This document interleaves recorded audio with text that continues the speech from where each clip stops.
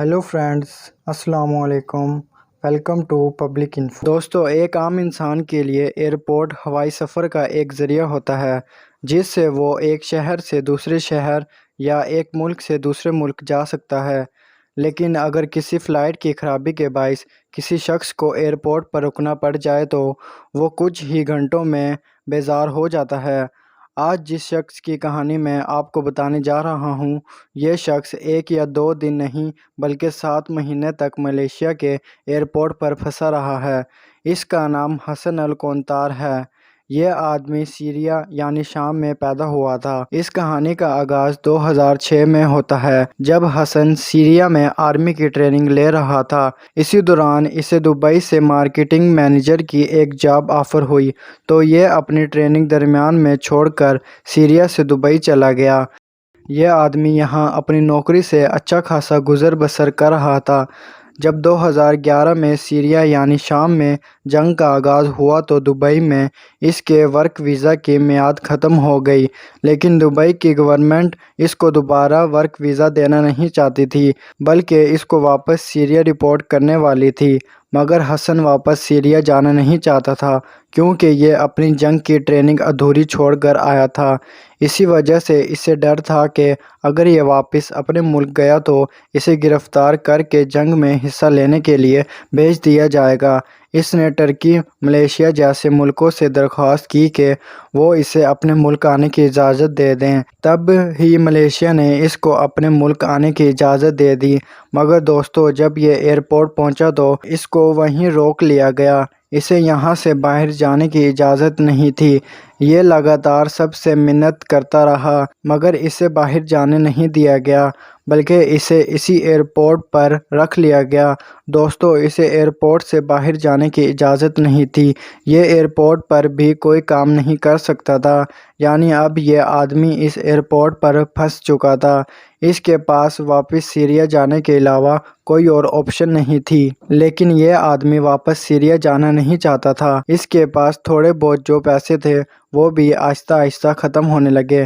یہ آدمی شدید پریشان تھا اور اسی پریشانی میں 1 مہینہ گزر گیا۔ حسن نے بڑی مشکل سے 1 مہینہ اسی ایئرپورٹ کی سیڑھیوں کے نیچے گزار دیے۔ ایئرپورٹ پر کام کرنے والے لوگ اسے کھانے پینے کے لیے کچھ نہ کچھ دے دیتے جس سے یہ اپنا پیٹ بھر لیتا تھا، مگر یہ یہاں بہت تکلیف میں رہ رہا تھا۔ رات ہوتی تو یہ آدمی زمین پر ایک چادر بچھا کر سو جاتا تھا۔ دوستو، صبح جاگنے پر یہ ادھر ادھر بیٹھ کر اپنا وقت گزار دیتا۔ ایک دن اسے خیال آیا کہ کیوں نہ یہ اپنی آواز دنیا تک پہنچائے اور اسی طرح شاید اس سے کوئی راستہ نکل آئے۔ اس نے اپنے موبائل فون کا سہارا لینے کا فیصلہ کیا۔ یہ آدمی ہر روز فیس بک پر اپنی ویڈیو پوسٹ کرنے لگا اور لوگوں کو بتاتا رہا کہ یہ کیوں ایئرپورٹ پر 1 مہینے سے پھنسا ہوا ہے۔ دن گزرنے کے ساتھ ساتھ انٹرنیٹ پر حسن کی کہانی مشہور ہونے لگی۔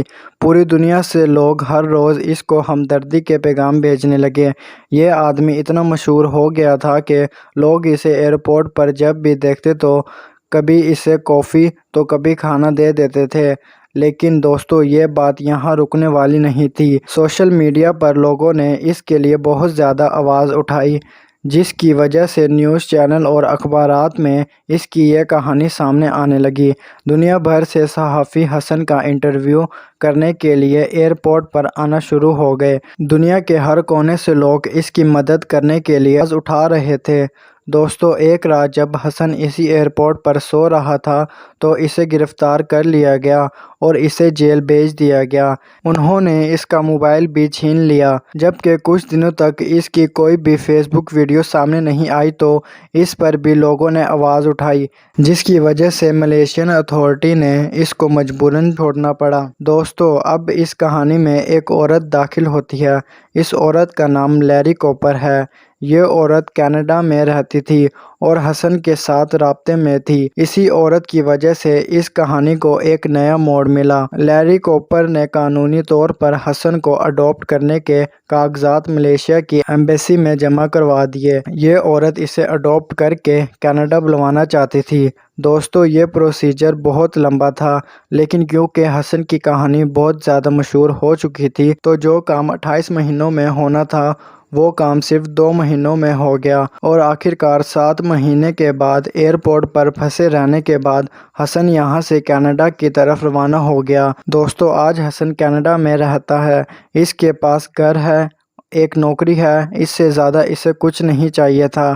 آج حسن کینیڈا میں رہ کر دنیا بھر میں پھنسے مصیبت زدہ لوگوں کی مدد کرتا ہے۔ اس نے اپنی زندگی پر ایک کتاب بھی لکھی ہے جس کا نام مین ایٹ دی ایئرپورٹ ہے، جس میں تفصیل سے بتایا ہے کہ کیسے سوشل میڈیا کی وجہ سے اس کی زندگی تبدیل ہو گئی ہے۔ دوستو، اگر آپ کو ہماری یہ ویڈیو پسند آئی ہے تو ویڈیو کو لائک کریں اور ایسی مزید ویڈیوز دیکھنے کے لیے ہمارے چینل کو سبسکرائب کریں۔